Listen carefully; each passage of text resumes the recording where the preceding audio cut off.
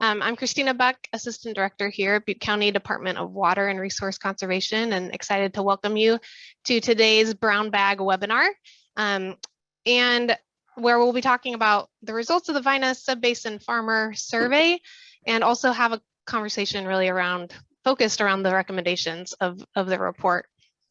So just first, a little bit of background before I hand it off. This survey really is a part of a project that is in the Vina Groundwater Sustainability Plan. It's the Agricultural Irrigation Efficiency Project, and the first piece of that was this survey, and so it is referenced and described a little bit in the plan.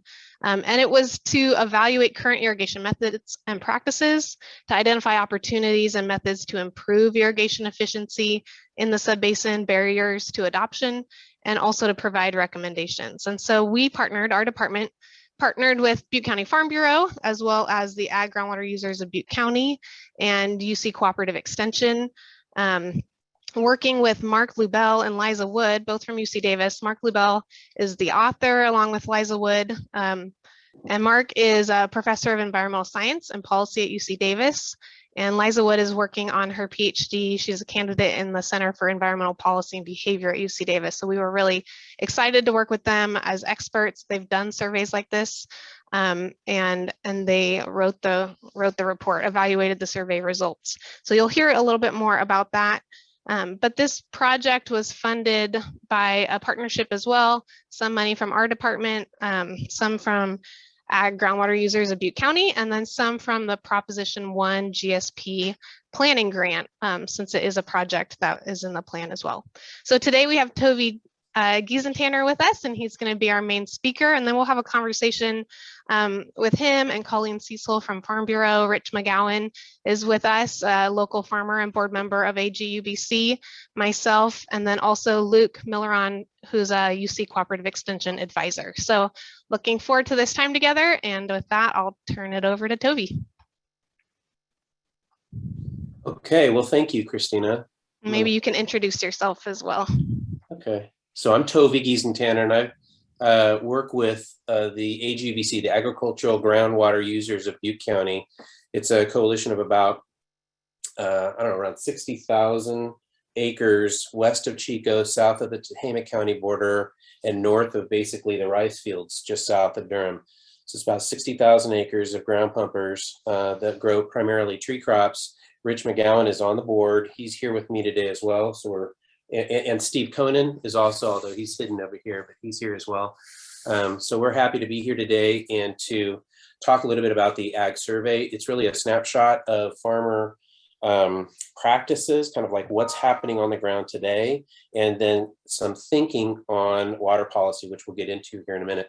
There's, like Christina talked about, there's kind of two parts to this. The first part's kind of a quick look at essentially the quantitative, the survey results, and to do that, I'll provide just a little bit of context, and then I'll jump into the results quickly. But I think the meat of this discussion is taking it from the quantitative to the qualitative, where we engage in a conversation about some of the recommendations from the report, with kind of more of a hands-on, like what's really happening on the ground, and what's the farmer mindset right now in terms of how to move forward. So demand conservation is going to be a big part of implementing the GSP. We were thrilled to be asked by the county to participate in this Ag Survey, and so we're happy to be here today. So thank you, Christina. Now let's get going, and I will share my screen here. Okay, all right. So as I mentioned, and as Christina mentioned, it's a partnership between three organizations. The survey is a snapshot of farmer practices and perspectives on basically three things: irrigation methods, water management, and water policy.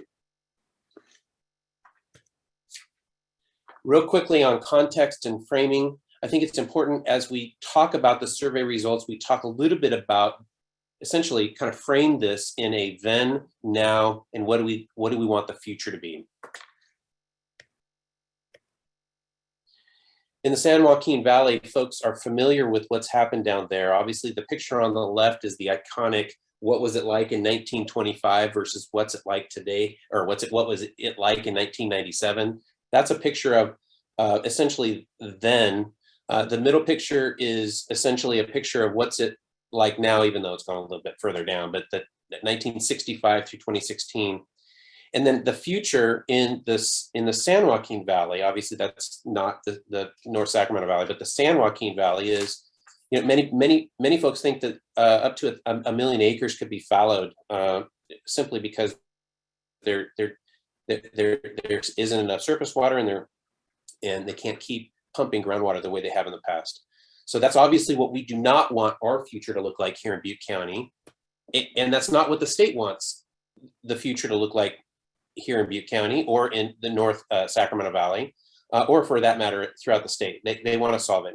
And back in 2014, 2015, I'm sure most of the folks on this call know the state, for the first time, regulated groundwater through the Sustainable Groundwater Management Act, which regulates groundwater for the first time. It sets up groundwater sustainability agencies, so local entities in every subbasin throughout the state with the specific charge to develop plans, and they're called groundwater sustainability plans, in every subbasin to achieve sustainability over the next 20 years.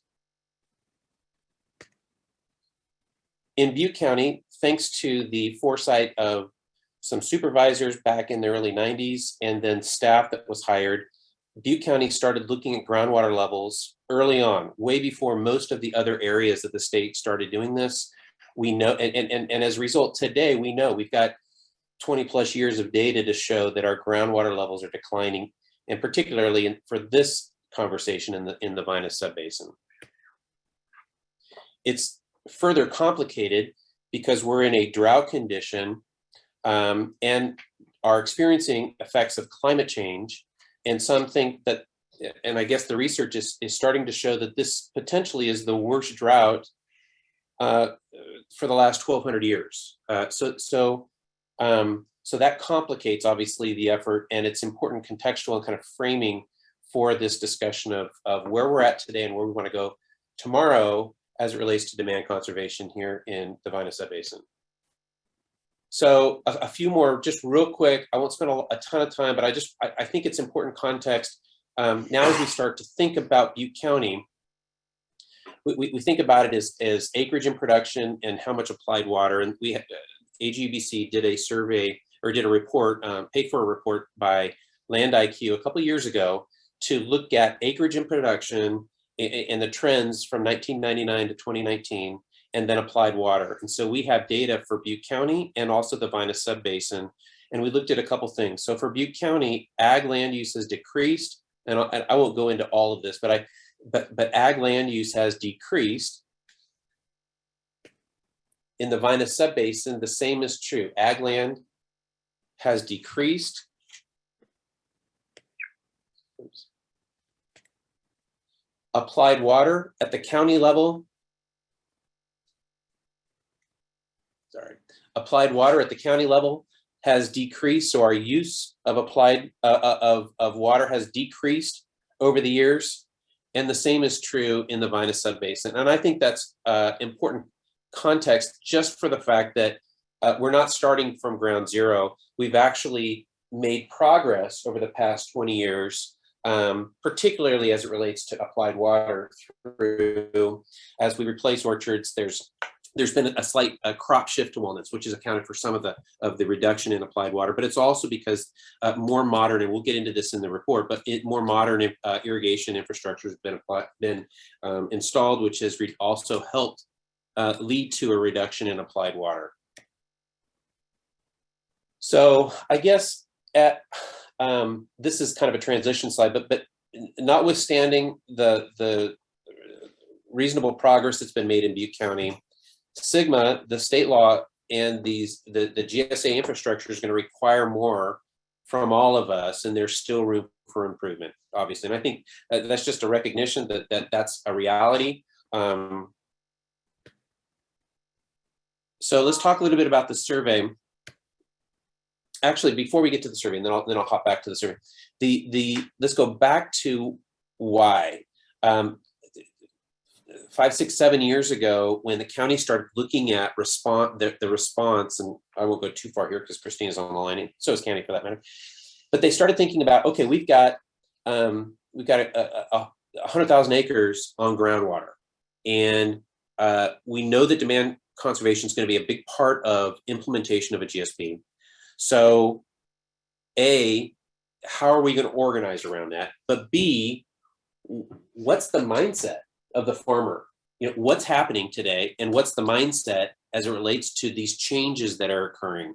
So this, unfortunately for us, the UC Co-op was doing research around the state on those very questions, and so we kind of dovetailed into that and worked for a couple of years to put this survey together. But it's real, again, it's a snapshot of what we're doing today and our perspectives on not only methods but management and water policy. So now I'm going to go back to essentially some of the methodology.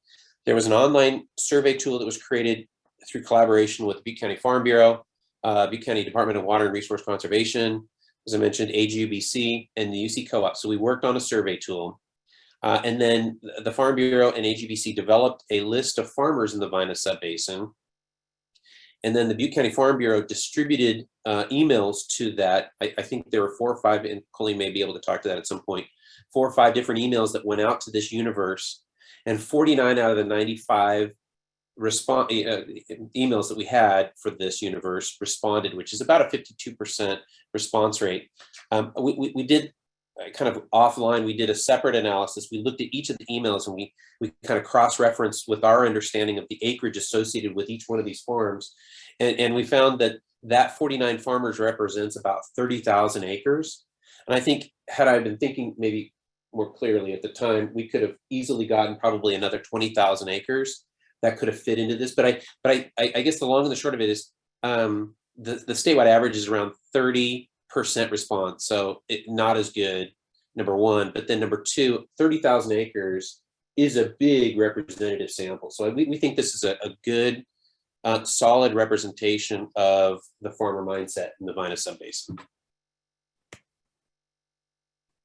So I'm not the researcher, but I am going to run through the key findings. And for more specific information, I'm going to refer you to the report. And I'm going to run through these quick so that we can get into the discussion, because I think the real interest here is, okay, so those are the findings. That's the quantitative, but how, like, again, back to how does this apply on, at a more qualitative level? Let's talk through, let's dive more deeply into the details. But here is, let me move this little thing here on my screen so I can see this better. So let's just quickly run through the findings. Farmers in the survey rely heavily on groundwater. So 92% of those surveyed rely on groundwater. And in the Vina Subbasin, it's almost exclusively. There were some farmers that are just slightly outside in the Butte Subbasin that don't rely on groundwater that were included in the survey. But the most common form of irrigation is solid set sprinklers. And I'll refer you to, for this bullet and the next bullet, more than 50% use some form of water management practice. Those are important metrics, we think. If you look at page 5 and page 6 of the study, it goes into a lot more detail on what that means in terms of solid set sprinklers, but that's the base infrastructure that's used in the Vina Subbasin. And there's room, clearly, that's a baseline that we can work from in the future. The same is true with this next bullet. 50%, more than 50% use some form of water management practice, whether it's soil and moisture sensors, ET-based measurements, soil health practices, and pressure chambers. I mean, those are the fact that more than 50% use those water management practices means that we're on the right path already, which is good. There's still room for improvement, but it's a good start. Another key finding that came out of this that is obvious now that we look at it, but it took the survey, I think, maybe to point it out to us a little bit, is that the pest control advisors are like a financial advisor to your family. They're super important to the farmer because these are folks that are more tied into whether it's conservation, pesticide, different issues, and they're constantly kind of at the cutting edge. They're really important advisors to farmers, and that's another actionable finding that we can use as we move forward. All right, let's go back to here and go to the second slide. Another key finding, which I don't think it surprised us because there has been a lot of discussion about SGMA. AGVC was primarily designed to participate in the SGMA process that represents a ton of acreage in there. And a lot of these people responded, participate in the AGVC process, but 80% of the respondents have participated in SGMA. That's a big deal. That's important. I'd be curious to know maybe from the researchers how that compares with other areas, but that's a high level of engagement. One of the things that, again, if you jump back into the Land IQ report that AGVC did a couple of years ago, it looks at and makes a conclusion about basically that we're kind of built out in the Vina subbasin. So what you have are not new wells as much as you have deepening of existing wells, and so that's I mean, one of the findings here is that there's a preference to deepen wells if there's water scarcity, as opposed to changing to less water intensive crop. And we may go into that at some point here on this call. Obviously, this is probably a no-brainer, and you would expect farmers strongly support voluntary water policies and not those that are strict regulations. That's no surprise. Another area I think that's good for us here, but it also kind of begs the question about how we're working with small farmers, but larger farmers with larger operations are, and this is consistent with the research that UC's done throughout the state, are more likely to participate in SGMA and are more likely to adopt more aggressive water management practices. So those are the two. There's a few others, but those are the main findings from the report. So with that, Christine, I think maybe what we'll do now is talk through, let's see here, where are my questions? Do you have my questions? I think what we're going to do now is I'm not quite sure how to share my screen with also our picture, but with me is Rich McGowan, and Christine is on the line. I think Luke is out there as well. And so I think what we'll do is we're going to, there's like 7 or 8 recommendations from the state. So all these findings, and then the researchers made some recommendations.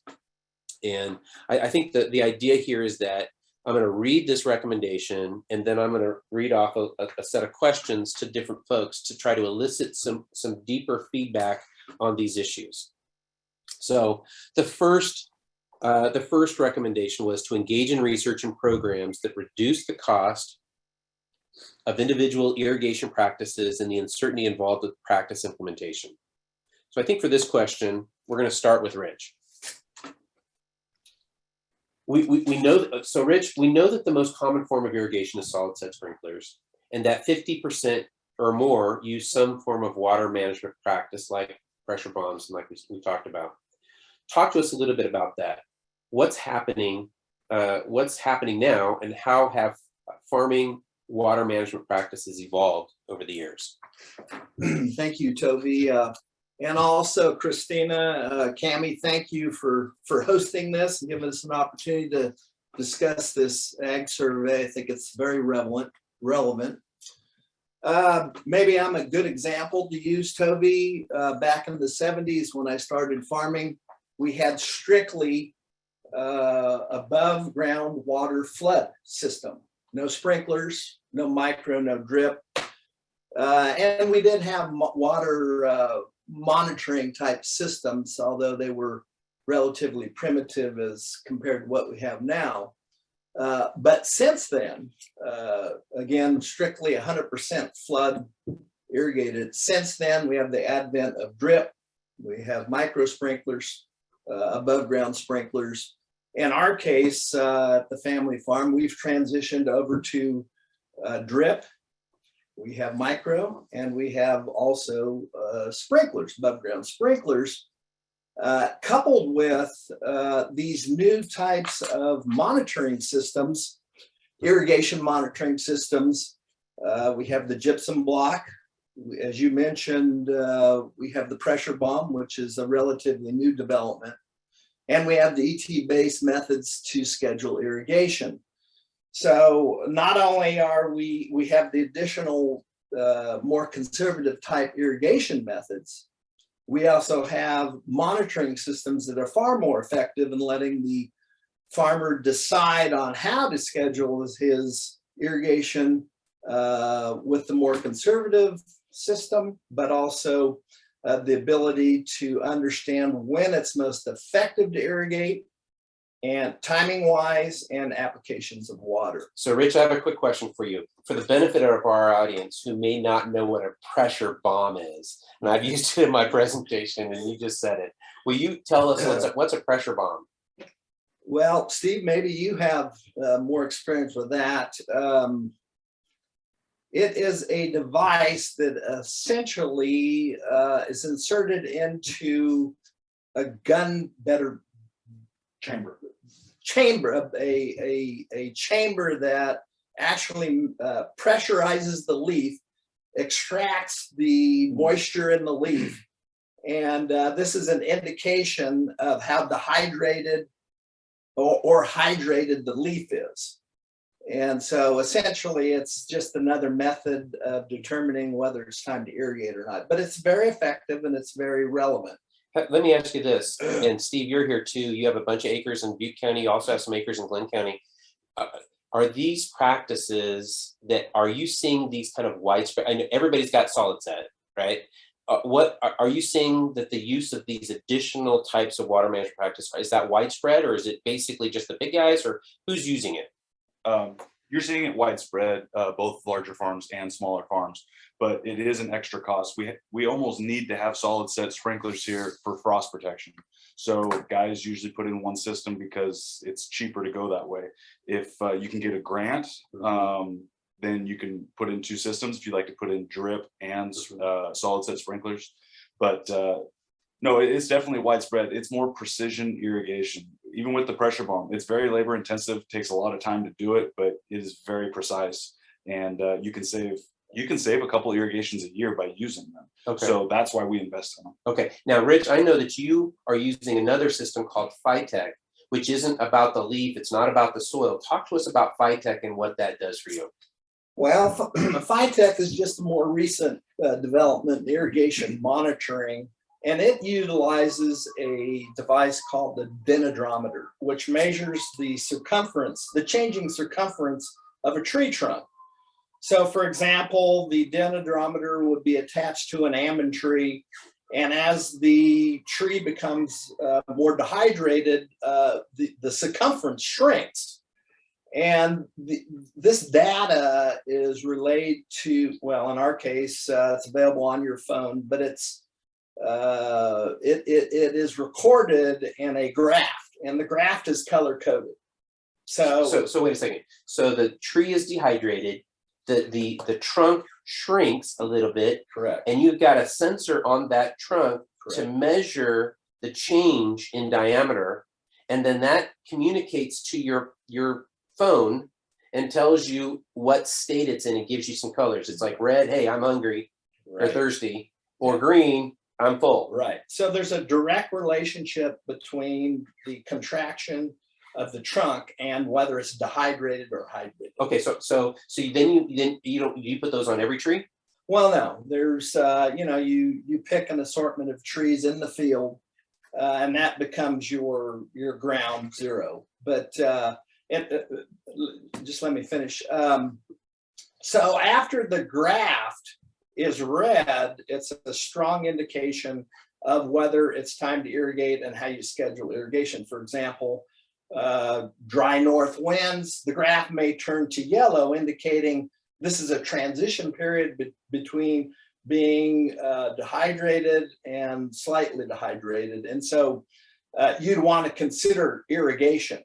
Mm-hmm. The next day it may turn to red, indicating that, listen, the tree's out of water. So it's a very specific indicator of where your tree is in terms of wanting water. And so you've got your orchards, and you have these strategically placed throughout your orchard, and you believe those trees are essentially representative of kind of that area within your orchard, right? Right. So when you look at your computer or your cell phone, you can see across your orchard how you're doing. Do you see that? Has your water use as a result of that technology increased or decreased? So There's two trains of thought. One is that you irrigate less, one you irrigate more. Well, it's accurate. So in some cases, we were over irrigating. In other cases, we're under irrigating. The benefit is that one, you use the accurate amount of water to supply to the tree, and two, obviously there wouldn't be any waste. But theoretically, the tree is it's set up to perform as best as it can perform in terms of providing a crop. In other words, if you over irrigate, there's a negative impact, and if you under irrigate, there's a negative impact. So not only are you accurate irrigating, but you're theoretically optimizing 100% potential in your crop. And the other advantage, you may say, well, how do you know it's accurate? An indicator that it's accurate is during harvest for almonds, we're always very sensitive to the fact that if we go in too early and grab the trunk and shake it, it damages the trunk. And I monitored very closely the relationship between the graft color and the time for irrigation. I went in, it was green, meaning it was hydrated, shook the tree, the bark was damaged. Waited, came back, still green, bark was damaged. Waited, came back. I was not able to get into the tree without damage until it turned to yellow or red, indicating that it's very accurate and how much water is in that tree. All right, switching back, kind of jumping up to the 30,000 foot level. Talk to me about, given Sigma, talk to me about the farmer mindset right now that you see. I mean, you're involved at AGBC. You've been involved in other efforts related to AGBC and forming for representation. Talk to us a little. Do farmers, in your perspective, see that change is coming? And are they more open today than they perhaps have been in the past about considering new water management practices? So back in 2014-15, when the Sigma law came out, County Water came to Farm Bureau and discussed the fact that Sigma is here, present. And the reaction was typical of farmers, well, let's see what happens. But to answer your question, the result was formation of AGBC, the potential formation of Tuscan Water District, because now the farmer is engaged with this idea that, listen, this water resource is critical, not only to county agriculture, but to domestic well use. We have to be active now. In the past, as you know, individual ground pumpers were not organized. They didn't have a voice. And so the reaction from Sigma is that, yes, they're aware of the oncoming, I'll use the word onslaught of regulation, which we agree is important at this point, but they've organized and they recognize the value of participating and understand the importance of the water. So yeah, it's a change of a mindset from not really being a necessary requirement for us to be organized and participate to now with Sigma, it's a necessity, absolute necessity. All right, Rich, thanks so much. Christina, from your vantage point at the Butte County Water Resource Control Department and as key staff person supporting the VINA GSA, do you see opportunities at the state level to reduce cost to the farmer that might help motivate behavior change? Yeah, so as I mentioned in my intro, this survey is really a piece of the ag efficiency project that is in the VINA GSP. And the state is, that groundwater sustainability plan was developed using grant funds from the state.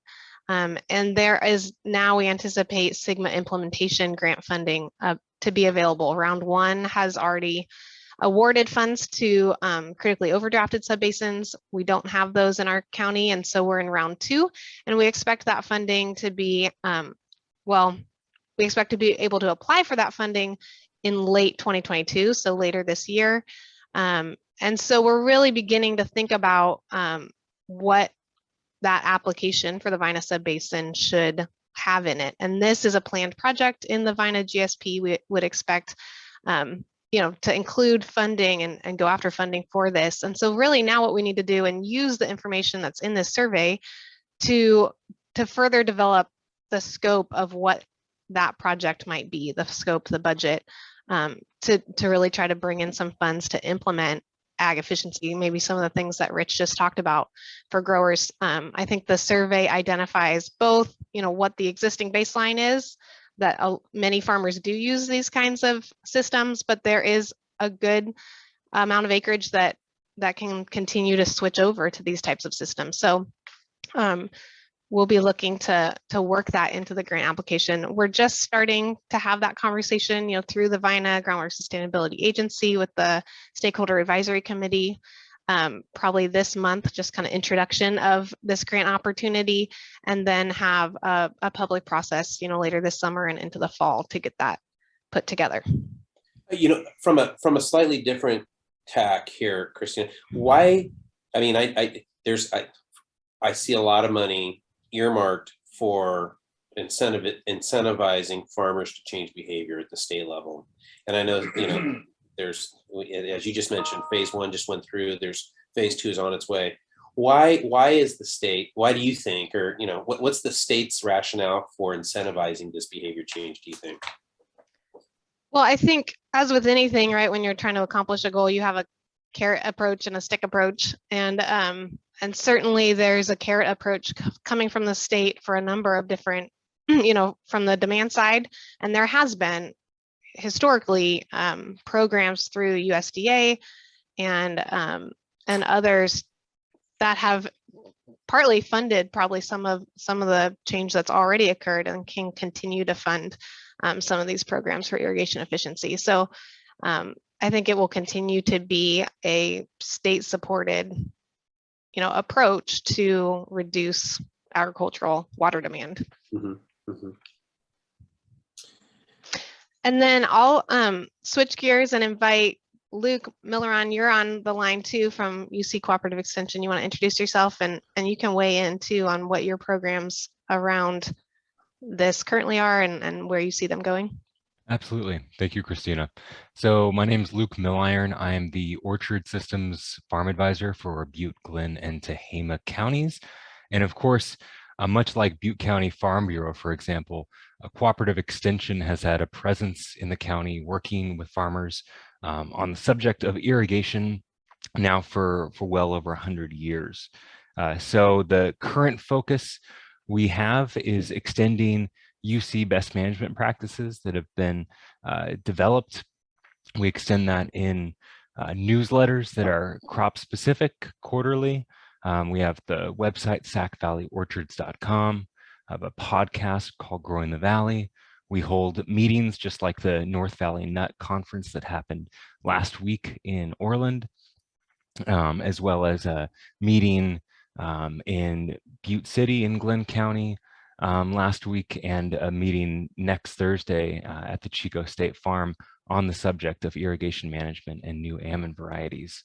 And then of course, farmers can just individually call me up and have me visit their farm. So, all of these things have been extending this information, this best practices. Some of those new best practices that have been coming out relate to the pressure chamber that was talked about earlier.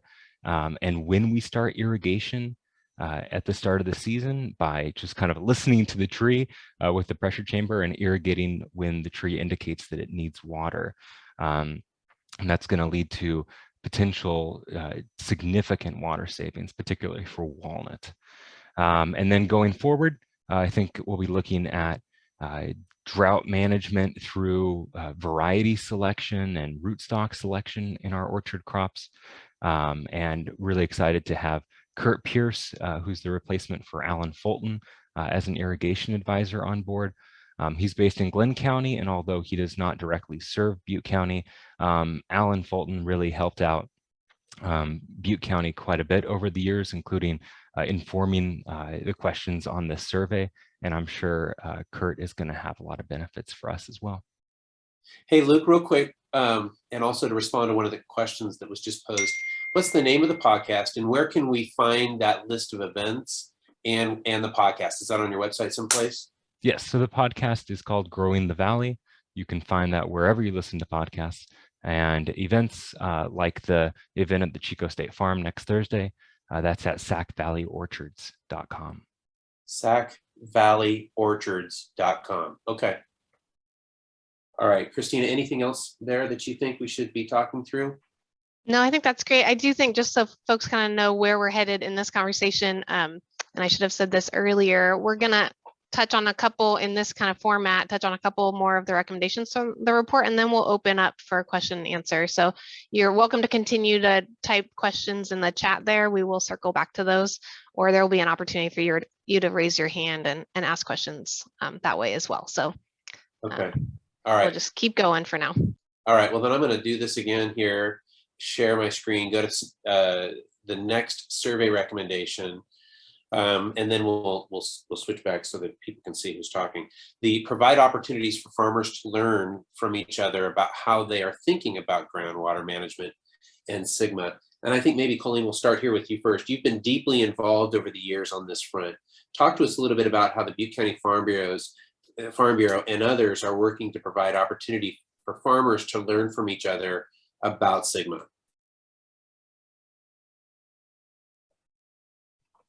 I guess I need to unmute myself. Can you hear me now? Yeah, we can. Okay, perfect. Thank you. Sorry about that. I think Luke already mentioned that the number of grower meetings that are hosted throughout the year, there has probably not been a meeting since 2015 that hasn't included some level of knowledge with regards to Sigma and groundwater. That is a priority for our organization in terms of being able to provide our members in the agricultural community at large access to information and access to people who can help them to support decision-making necessary to meet the demands of the Sigma regulation. So any opportunity we get to put information in front of our members, and again, the entire ag community, we take that opportunity very seriously. Okay, great. Thanks, Colleen. Rich, you've been involved at the local level in the Vinus Subbasin over the past 7 years. I mean, there isn't another person in this subbasin who's been involved more. And you helped to form the AGBC. You've been a big person in the Tuscan Water District movement. You've also been involved in efforts to create opportunities for farmers to learn from and engage in the Sigma process. Talk to us a little bit about, but I want to kind of go back. Talk to us a little bit about why you decided to get involved and help do some of this stuff. Well, again, I get back to Farm Bureau and the visit from County Water. With the advent of Sigma, previous to that, we had the wide area. In the wide area are the ground pumpers, individual landowners with a pump. No coalition to represent them, no coalition to be active and engage in government. And so the incentive was to organize so that the ground pumpers can have representation and involve themselves with this parallel activity of the governance and the activities involved with Sigma. And so that was kind of the thought was, given that the wide area is so unrepresented, we need to have a organized body, which is the agricultural ground users of Butte County, about 50,000 plus acres. And what that provides for us is that opportunity not only to participate at the Sigma level, but for these chances, for example, this ag survey. We were a partner with Farm Bureau and the county, the Land IQ report. These are things that in the past have been non-existent, and AGBC is that vehicle to provide for that kind of opportunity. So not only is it representation, but I think it's information, it's education, and it provides something that was just a void in the past. Yeah, okay. Colleen, anything else that you want to add there? I think Rich covered it well. Okay. All right. I'm going to, let's see here. Uh-oh, I lost everybody. 1 second. Share screen. Okay. Okay, PCAs, pest control advisors. The third recommendation is train PCAs about groundwater issues being encountered in the Vina subbasin. And Rich, I think for everybody's benefit, I think it would be helpful to understand, what are they? What do they do? Have they helped you? Talk a little bit about how you interact with a PCA. What does that mean? So I think, Toby, in general, the public doesn't understand the relationship between the pest control advisor and the farmer.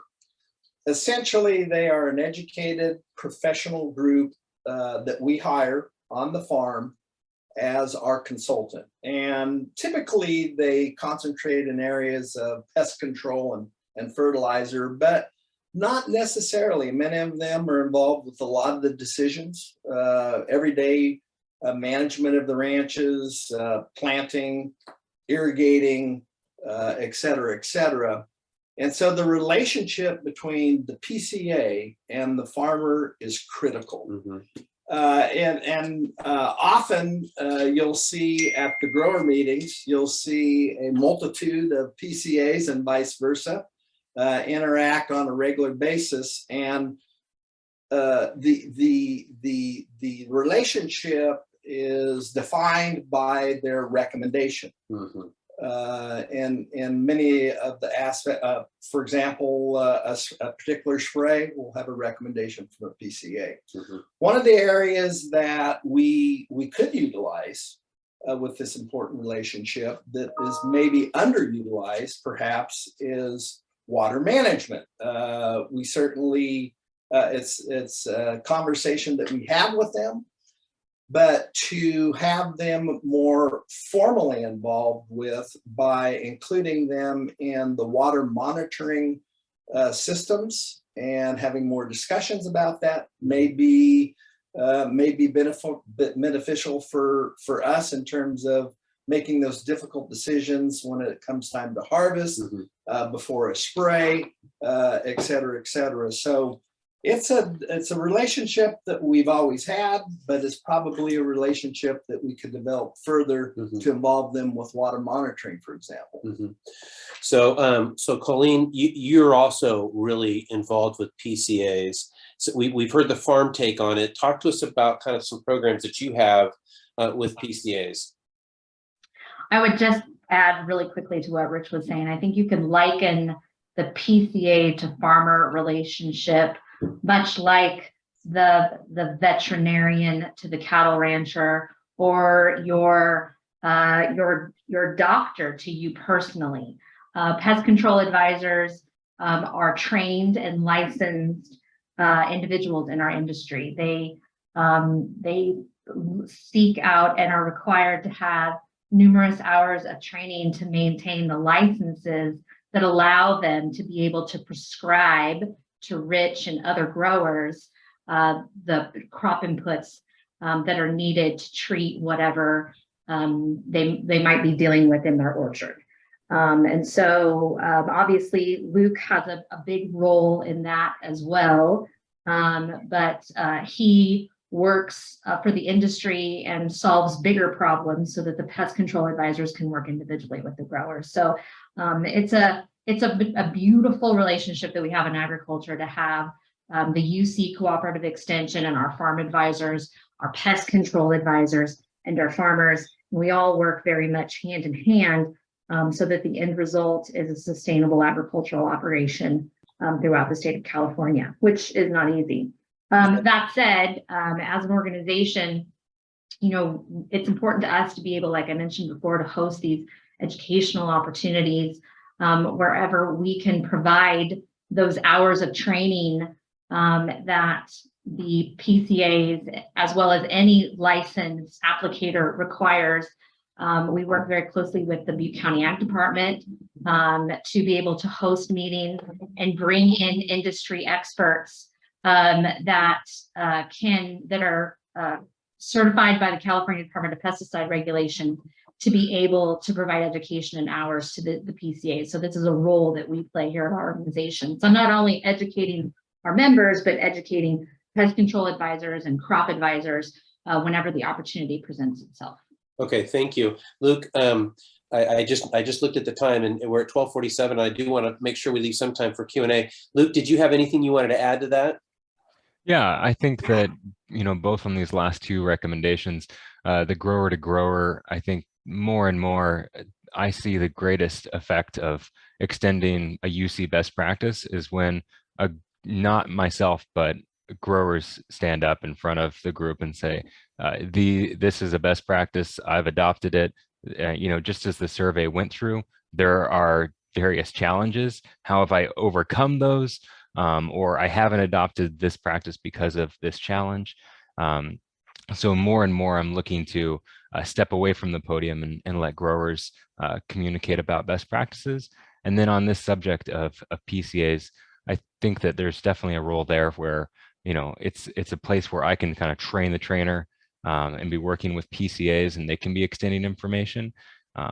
They're often, they're in the room at all these meetings, and oftentimes when the grower doesn't understand, what the problem might be out in an orchard, and the PCA doesn't understand, then they often bring me in, and oftentimes that comes back to some aspect of irrigation. So PCAs are a critical part of this role, and just as Rich was talking about, I think that they're just going to play a bigger role in the future. All right, thanks, Luke. I'm going to share my screen again here real quick and move to the final recommendation that we'll talk through, and then we'll open it up for Q&A. And this is really about small farms and developing programs targeting small farms, which tend to have less information, be less connected to policy discussions, and less likely to adopt practices. And I know, Rich, as part of your effort, once you formed AGBC and the decision was made to go after a water district, you reached out to about 30, 40 smaller farms. Talk to us a little bit about what kind of reception. I say smaller, and you talk a little bit about what that means. But talk to us a little bit about the reception you got when you explained the importance of Sigma and why about Sigma primarily. Well, our group spent a great deal of time throughout the county meeting individually and in groups with farmers. Steve was participating in many of those, Darren, Ed. And the net result was not only education for them, but for us, understanding that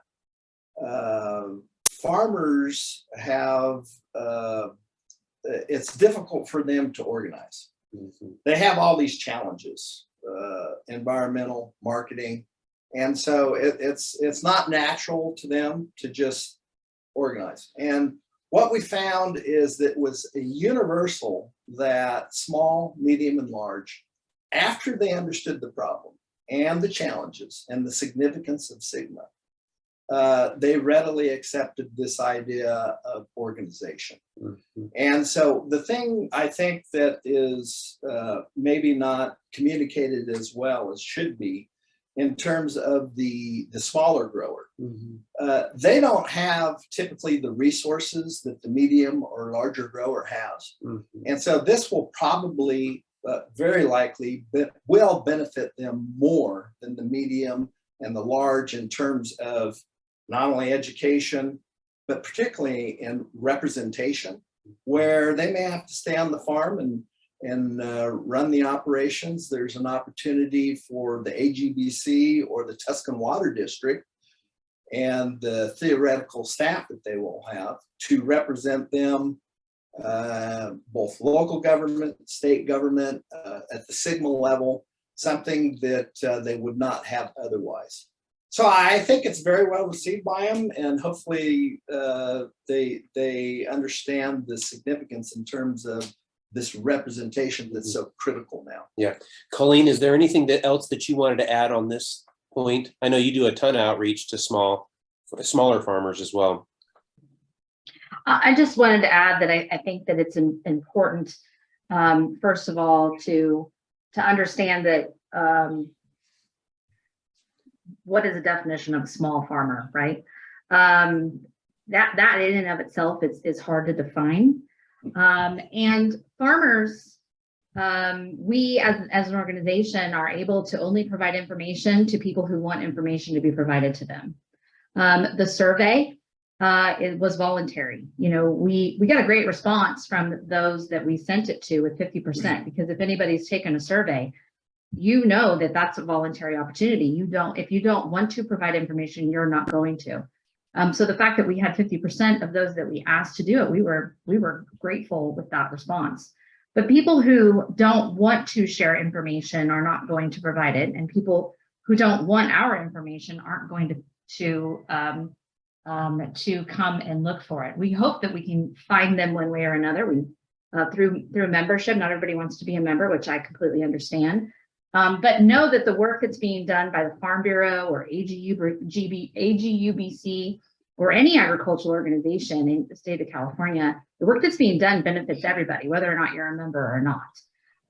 And so just that, you know, we engage with those that want to be engaged with, and we'd love to engage with more. And so anything that we can do to reach out to those, we're happy to do that. Okay, and then real quick, Luke, I can only imagine that you have programs targeting small farmers.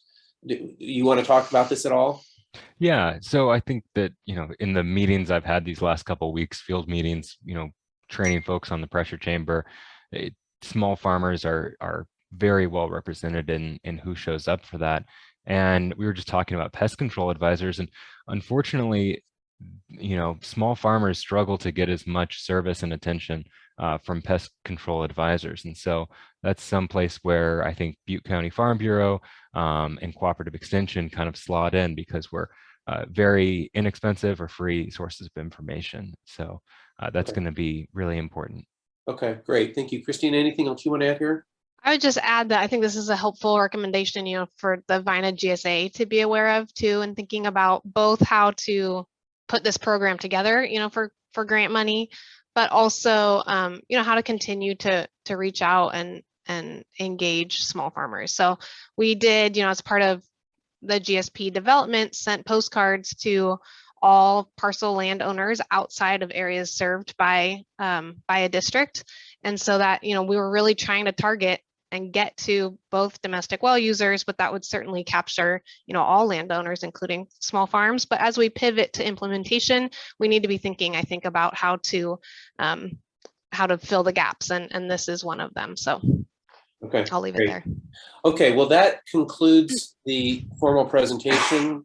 And so Christina, how would you like, you can be the moderator of the questions if you'd like, or?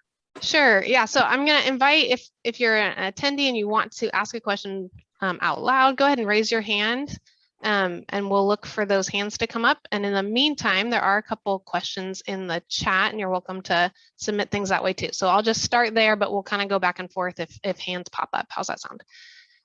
So the first one is related to the survey provided farmers with a list of policy options that have been used in the West for agricultural water management. Why was interbasin coordination with other subbasins that use the shared regional aquifer not presented as a policy option? And I can speak to this. I would just say that really the survey was targeting farmers as the audience and what is in kind of their domain of decision making. And interbasin coordination is not. It's at the agency level, and certainly it's something that we've heard from county leadership, VINA GSA leadership, and individual growers and others, that it's a priority. So I'll leave it there. Then there's a hand up. I'll go ahead and go to that. Pam Stoser. Do you want to? Yes. Go ahead. Good afternoon. Can you hear me okay? You can. Okay. I just have a couple of things. One was an observation. I was visiting a friend down in Stockton. So I was in the San Joaquin Valley, and I thought, oh my gosh, I'm in the San Joaquin. So, you know, I was driving up 5, and, you know, I was just knowing I've been involved with the water issue here for a year and a half now. And so seeing lots of new orchards, lots of new vineyards. It was around noon on, what day was it? I think it was a Wednesday around noon, and I was witnessing above ground irrigation, you know, the big sprinklers going at noon on a very hot day. And it's this kind of thing that makes me feel like ag isn't really serious about dealing with this problem. So especially when you're seeing it down in San Joaquin, which is, totally in trouble. And then the other so that's an observation. It's just a comment. It's just, it's sort of, it doesn't make me feel very positive about what ag is willing to do. And then the other actual question I have, which maybe someone could answer for me, is as each individual farmer perhaps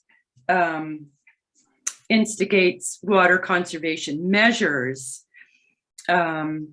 we're still seeing a lot of new orchards go in. So individual farmers can, use those, use drip or use conservation measures to save water. But as we keep growing the amount of acres that get put into ag, how is that reducing water use? I mean, maybe as an individual farmer, it's reducing, but overall, is it reducing the water that the agriculture community is pumping? And that's the big issue. When I hear that, what did you say, 92% of farmers are more likely to dig a deeper well than to enact conservation measures. I mean, how can that make me feel confident that agriculture is serious about the issue? Okay, I'm going to quickly respond to those two things, and this is one of the reasons that let me get rid of that. That's why I started out with a little bit of context. What I was trying to communicate about in setting up this conversation is, in the Vinus subbasin, there's actually been a decrease in ag land use and a corresponding decrease. Where is it? Oh wait, I went the wrong way. And a corresponding decrease in the amount of water that's being used in the Vinus subbasin. So the land. Okay, that question, Pam, is really why AGBC 3 years ago asked Land IQ to do that report that looks, and Land IQ is the consultant for DWR. So they map out every acre in the state every year for the past 10 years, looking at what land uses are. And that feeds into what the state's doing. And so they were the perfect consultant to come here and look for us at what the last 20 years have looked like in terms of, is there more acreage or less acreage in production from 99 to 2019? And the result in the Vinus subbasin, which is, Tehama County border to just north of the rice lands and all the way west to the river, is that there's been a decrease in land in production, and there's been a decrease in the amount of applied water. Now that's that subbasin. And I'm not talking about what may or may not be happening in other counties, but in our subbasin, the trend line is down on both of those issues. So I think that's the best I can provide in terms of a response. Rich wants to jump in. 1 second. Yeah, Pam, I would just add to that, just to be clear, the ag properties here in Butte County are quote unquote built out, meaning the majority of it is already planted or being utilized. We're not in the Vinus subbasin. In the Vinus subbasin, we're not adding new ag properties where we are, there's a reduction. What you may be seeing is when the orchards become older and non-productive, we, the farmer, remove the orchard and replant it with a new one. And typically what happens with that is there's a determination on what sort of irrigation system is used. And that's an opportunity for the farmer to then upgrade itself to a more conservative based system, a drip, a micro, something other than what they're using. So in essence, in my mind, it's a benefit to the area when they're removed and upgrade the irrigation system. Yeah, and I'll just quickly close. Sorry, now we're having fun at responding to this question, but there are two projects in the PMA chapter of the local VINA GSA GSP. One's ag efficiency. So when that orchard comes out, there's an opportunity for a range of ag efficiency measures in that project to go in, right? So there's a whole range around that bucket. Then there's also this ag replacement orchard replacement project that we're taking a real hard look at as well. Does it make sense to incentivize farmers to leave that ground out of production for 1 or 2 additional years? And then with 100,000 acres, you do get on a schedule, and that provides some of the savings that we need. So there's actually 2 projects that are specific to kind of that type of a question. Okay, Christina. Can I just follow up for a second? No. Let's keep moving, because and maybe we can have an offline conversation, or we'll circle back to you if there's time. So, because there are a few other questions here and we want to get to some of them. So we are at 1 o'clock. If you need to run, of course, this is being recorded and you can catch the rest of this discussion later. Otherwise, I think we'll just keep going for another 15 minutes or so and get to some of these questions. So the next one in the chat here is, it's understandable that farmers are deeply concerned with the consequences of regulation on groundwater costs, but alarming that concern for other groundwater conditions such as groundwater levels was substantially less. The consultants asked about the level of concern pertaining to flow, depletion in streams and rivers. Why did they avoid asking about the depth of concern that dropping groundwater levels would strand domestic wells or impact groundwater dependent vegetation, including the Chico urban forest and native trees in Vina Subbasin? I think that I'll just say, I think that the focus was kind of hinged around, the targeted undesirable results. And one of the undesirable results that is called out in the Sigma law is specifically depletion of surface water. And that is one that has, I think, largely not been on even water managers' radar for a long time. So I think it's important to start to get a read, from growers in terms of how aware are they of that issue. And that particular issue, kind of on a technical basis, is directly tied to groundwater dependent ecosystems and some of those other issues that this question raises. Does anyone else want to speak to this? Well, I guess from my perspective, there wasn't a lot of strategy thinking about how to avoid certain types of questions.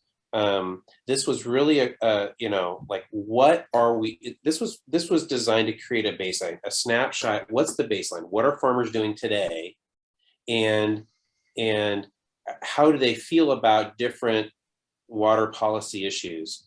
The question of, oh wait, I lost where we are. Oh, sorry, I moved it into answered. Okay, sorry, I was using that. The question of dropping groundwater levels. I mean, that's an undesirable. That's the main undesirable result in the Sigma process that these projects are designed to avoid. And I think in a roundabout way, you do see. I mean, the concern about regulation, the concern about mandatory kind of management actions in that sense. That there is a lot of concern about those types of things. So there is a lot of desire to do these projects that would avoid that type of an undesirable result. So I don't think it's a question of avoiding it. I think it's just it shows up in different ways throughout the survey. Great. The next one here, the least. So in the survey, there was a question about what sources of information growers use and which are the most trusted. So this question says the least trusted is California's Department of Water Resources with a trust rate of 15% by its users. Does this extend to distrust of the current deputy director of DWR in charge of overseeing Sigma? So I'll just say to this that the survey went out back in 2021, early 2021. So the current deputy director, which is Paul Goslin, of the Sigma program at DWR right now, was our department director at Butte County. So that's the answer to that. Susan Schrader asked, are there organic options for pest control? How are pollinators protected against pesticides? I think maybe Luke would be best to answer that question. I don't know too much about the organic question. Sure. Yeah, there are lots of organic options for pest control. They're generally less efficacious, which is part of why organic production is just a lot more difficult and costlier for producers. Let's see, and then how are pollinators protected against pesticides? So this is an area where cooperative extension has a lot of information, as well as, a resource that comes to mind is the bee BMPs from the Almond Board is a fabulous resource. But generally we see that farmers do a really good job of protecting pollinators. They don't use, for example, they don't use insecticides at bloom in almonds. And when they need to use fungicides, they make sure to wait until, the bees are, gone back into the boxes and they're spraying at night. Thanks, Luke. Luke, I would just add there that the bees are our livelihood. We cannot pollinate the almond crop and have an almond crop without them. So we're acutely aware of their well-being and health. Great. Thank you both. The next question is about certified producers that supply produce. How many of certified producers that supply produce to Butte County Farmers Market responded to this survey? What are the specific plans to reach out to small farmers less than 300, defined here as less than $350,000 in revenue annually locally? What are your thoughts on this report? And I'll just say first, I think that this has been a recently raised issue, and we do have a contact with a grower that is involved in farmers market and has attended Sigma meetings. And it's an opportunity, I think, to think more strategically about farmers and reaching out to them, through the VINA GSA, not necessarily, for this topic, but especially as we think about long-term financing and other topics that are coming down related to Sigma implementation in this subbasin. I would just offer really quickly that in terms of the respondents to the survey, that we had multiple smaller farmers. I mean, if your definition of a small farmer is less than $350,000, then we had multiple small farmers that I'm sure participated in the survey. I mean, that's still a decent amount of acreage. A lot of the farmers in Butte County are under 80 acres. And so then there's a lot of 20 and 40 acre growers too, which is considered small. So those people were definitely included in our survey. But know that the Chico's Farmer Market membership, I guess, is a way to describe it. That's a private organization, and so it's not something I had access to. But if any of those individuals, and there are some, if you will, cross over, then if they were members of Farm Bureau, then they were asked if they wanted to participate in the survey. They could if they lived in the Vina Basin. That was always an option that we presented to our membership. And of course, we utilized a list of people. We used the AGUBC list, but at the same time, because we are a membership organization, we did go out to our membership and said, hey, we're participating in this. If you're involved, if you live in the Vina area and would like to participate in this survey, please reach out to us. We're happy to provide you a link. So that was also an option when the survey was taken, when we coordinated it last year. All right. And then a couple comments here in the chat related to one of the earlier responses from Joel Kimmelshoe. So I encourage you to take a look at that. And one of them was mentioned that walnuts consume less water than almonds because they leaf out 1 month later. So they have generally replaced almonds. And the fact, that was presented in the presentation, acreage is decreasing, and therefore less irrigated acreage is less water pumped and applied in the Vina subbasin, and urban environmental uses in some cases have replaced ag. And lastly, growers have become more efficient in how they irrigate over time. And we certainly saw that in the survey responses as well. Okay, so then reductions to applied water and or increases in irrigation efficiency do not necessarily translate to decreases in consumptive water use, ET, thus contributing to subbasin sustainability. How will the agricultural efficiency project ensure that actual consumptive use of water is actually decreased at the subbasin scale in support of groundwater sustainability? Luke, do you want to speak to this a little bit? Right, there is kind of this tension related to ag irrigation efficiency and consumptive use, and how's kind of extension thinking about that, or do you want to speak to this? Sure. Yeah, I think that irrigation is just period the most difficult and one of the most skilled things that farmers do in California. I think it's what really separates great farmers from average farmers. And it's even more difficult up here in the northern Sacramento Valley because the math is just a little bit harder because we actually get rain. And it's real simple. If you're down in Kern County, you apply ET because rain really isn't part of the picture. But for our growers that actually receive rainfall, irrigation management is trickier because exactly figuring out how much rain is contributing to the crop's water use and when you need to supplement irrigation is much more fine-tuned. And that's why I've been so aggressively pushing the adoption of the pressure chamber. And that has really led to massive gains in work led by Alan Fulton and others, showing that you can wait to start irrigating walnuts, until mid-May of this year, just by using the pressure chamber. And that can lead to, applying basically closer to half ET because that other half is being supplied by rainfall. Toby or Rich, do you want to add to that, or should we move on? Thanks, Luke. That's really, I think really if helpful. we get back up to Pam, then we should probably move on. Sure. Yep, let's go ahead. Pam, you want to ask follow-up? I'm not sure I remember what I wanted to, oh, yes, I do now. Okay, sorry. I didn't hear any talk, and I don't hear much talk about the interdependency of the different subbasins. And, we can talk about Vina, but everything that's happening around the Vina subbasin is affecting the Vina subbasin. So I don't understand why it isn't more of a, encompassed report, everybody, kind of together. I mean, like, Pam, do you mean like were similar types of studies done in other in other counties, I guess? Is that what you're thinking?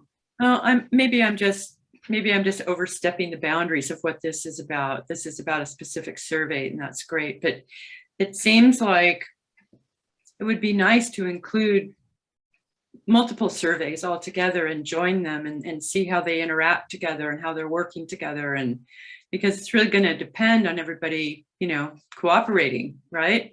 Sure. Hey, Luke, that's a good question. And I know that UC has done a handful of these. Do you know any of the metrics around how many they've done, where they are, and that could help with this question, or what your plan is to get more done?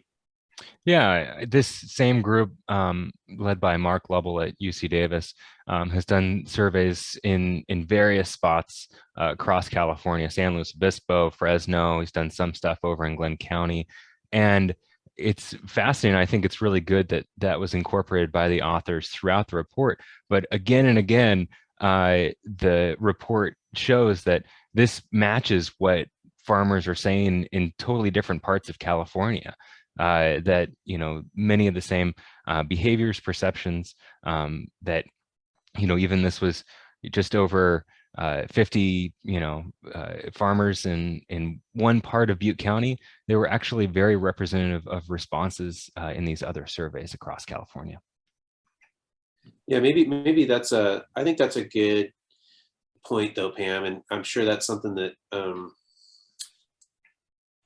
as we move forward, that might be an opportunity to, Christina, as we think about grants, as we think about data gaps, as we think about, grant money, maybe there's an opportunity to support an effort to kind of, we've got all these little dots out there, surveys, and maybe there's an opportunity to kind of come up a little bit, kind of take a look and get representatives of multiple areas in the North Sacramento Valley versus, think about it at a little bit more kind of holistic level, like Pam's suggesting.